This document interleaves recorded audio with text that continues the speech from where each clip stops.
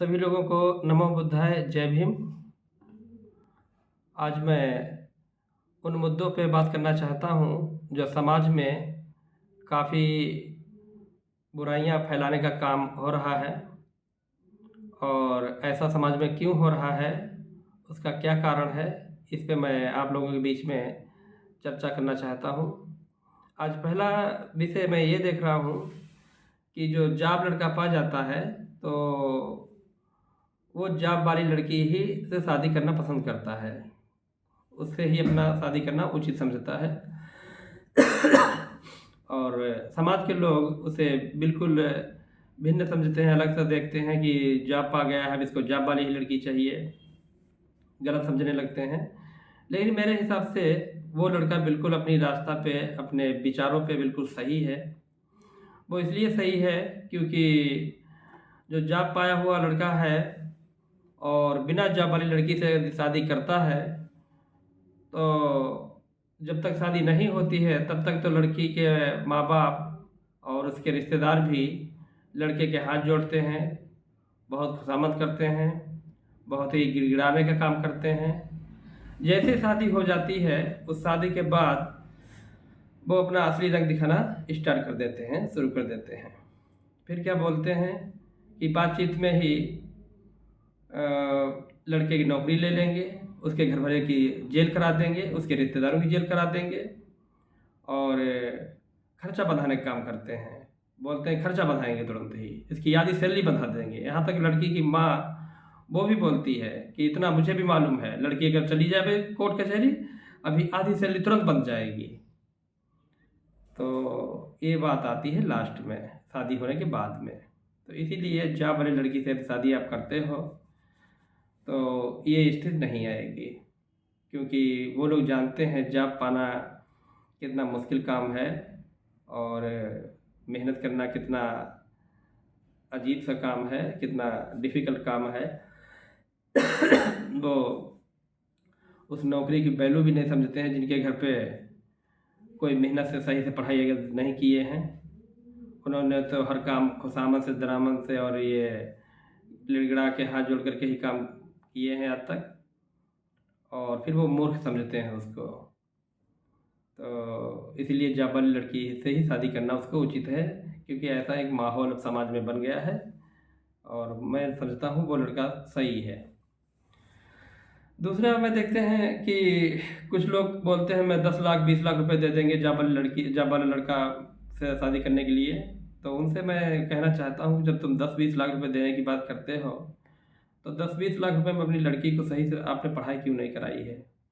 उसे भी अच्छी कोई कोर्स कराते, जॉब कराते और आराम से वो अच्छी जॉब भी पा जाती, तो आपको ये दिन ना देखने को मिलता।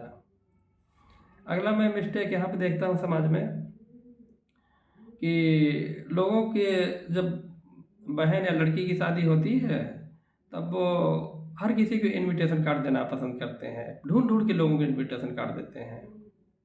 और जब उसके विपरीत में देखता हूँ, जब उनके घर पे कोई लड़के की शादी होती है तब वो नहीं कार्ड देते हैं। तब अगर वो बहुत लोग पूछते भी, भाई आपके लड़के की शादी हो गई, आपने मुझे बताया भी नहीं, तब बोलते हैं कि अरे वो तो 10 दिन का टाइम मिला था सिर्फ, उसमें उसी में सब कुछ करना पड़ा, बहुत से रिश्तेदार छूट गए।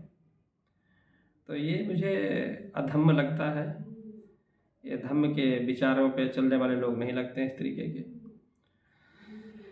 दूसरा मैं देखता हूँ कि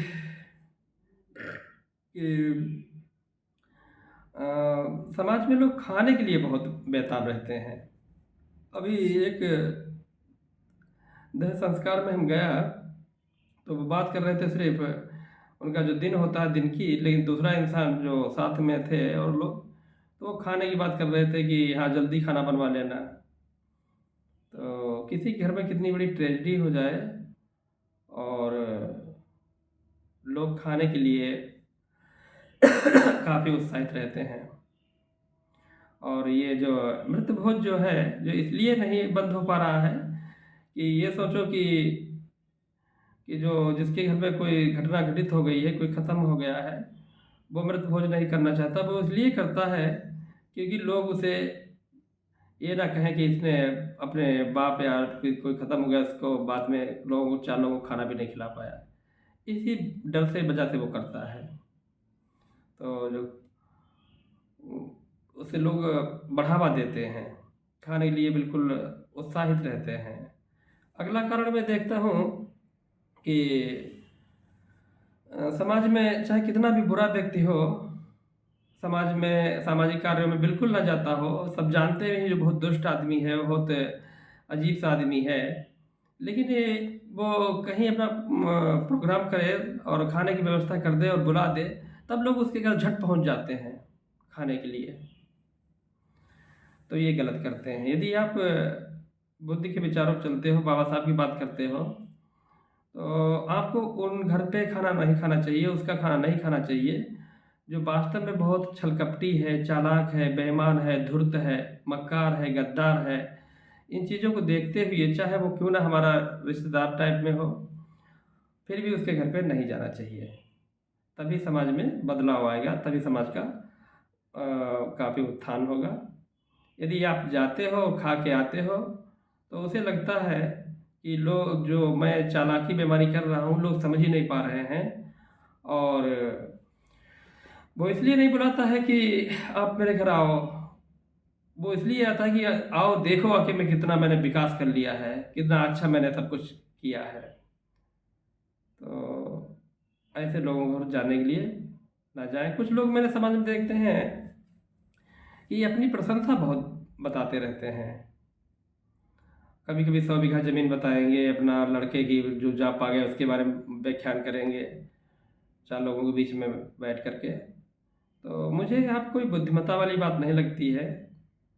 और जब बात खर्चे की आती है, तब वो उनके घर पे सही से चाय भी नहीं निकलती है,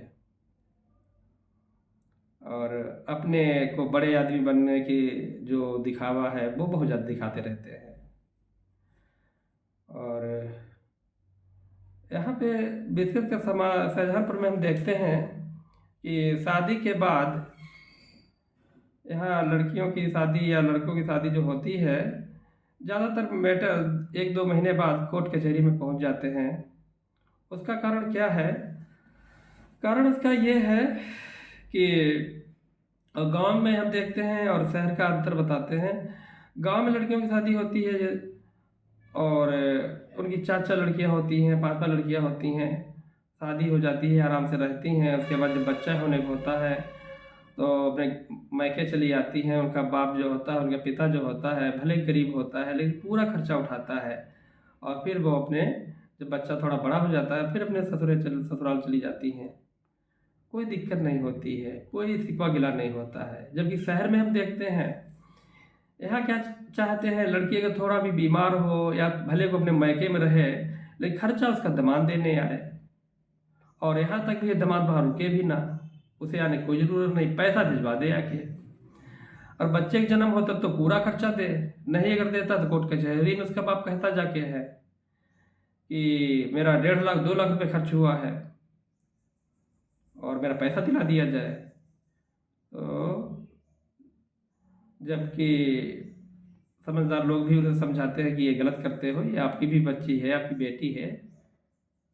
और कुल मिला के हमें ये देख लगता है कि कुछ लोग शहर में वास्तव में भले वो पैसे उन्होंने कमाए हों, लेकिन वो पैसे के बहुत भूखे रहते हैं, और जब वाला लड़का जो है उससे पैसे ऐंठने का काम करने का बहुत करते हैं, और उसे मूर्ख बहुत समझते रहते हैं।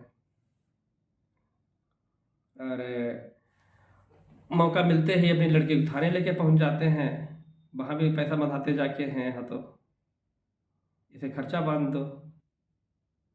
कोई रिश्ता चलने की कोई बात ही नहीं होती है। और जब वहाँ से भी उनको कोई पॉजिटिव आंसर नहीं मिलता है, सही से उनको रिस्पांस नहीं मिलता है, तो लड़के के घर पे गुंडे भी लेके पहुँच जाते हैं, उसे हड़काने के लिए, उसे धमकाने के लिए, उसे मारने पीटने के लिए। तो ऐसे माहौल है शाहजहाँपुर में या शहरों का, क्योंकि उन्होंने अपने लड़के को तो सही से ना पढ़ा पाए, ना तो जॉब दिला पाए हैं, और दामाद को वो अपने अनुसार चलाना चाहते हैं। चाहे वो 4th क्लास में हो, चाहे बाबू हों, चाहे किसी भी पोस्ट पे इस तरीके के लोग होते हैं यहाँ पे। तो ये बहुत ही गंदी हरकत है और इससे समाज का माहौल बहुत ख़राब होता है। और इसमें सबसे बड़ा दोष जो है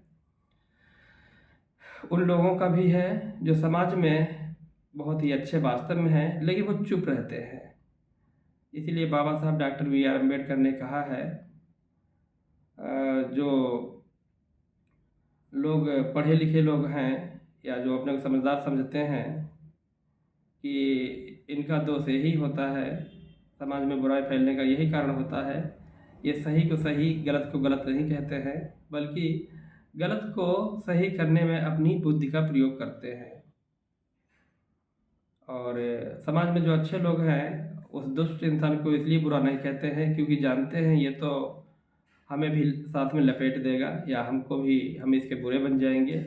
और ये लोग, जो लोग अच्छे लोग होते हैं वास्तव में हैं तो अच्छे, लेकिन उनके अंदर ये बहुत बड़ी बुराई होती है कि वो उनके भी खास बनना चाहते हैं, उनसे भी मिलके रहना चाहते हैं, यानी हर किसी के सगे बनना चाहते हैं। ये भी बहुत बड़ा दोष है। इसलिए जो दुष्ट आदमी है, जो बहुत ही धूर्त आदमी है, उसका उत्साह, उसका जोश बढ़ता जाता है, वो और बुराई करता रहता है। तो इसीलिए आप लोगों से अनुरोध है, समाज को अच्छा बनाने के लिए, समाज को अच्छा बनाने के लिए ये ज़रूरी है कि सही को सही, गलत गलत कहें। और जो लोग अगर जॉब वाले लड़के से शादी कर लेते हैं तो उसका ध्यान रखें, और नहीं रखते हैं तो समाज में बुराई फैलती है। इन्हीं बातों के साथ मैं अपनी बात को समाप्त करता हूँ। धन्यवाद।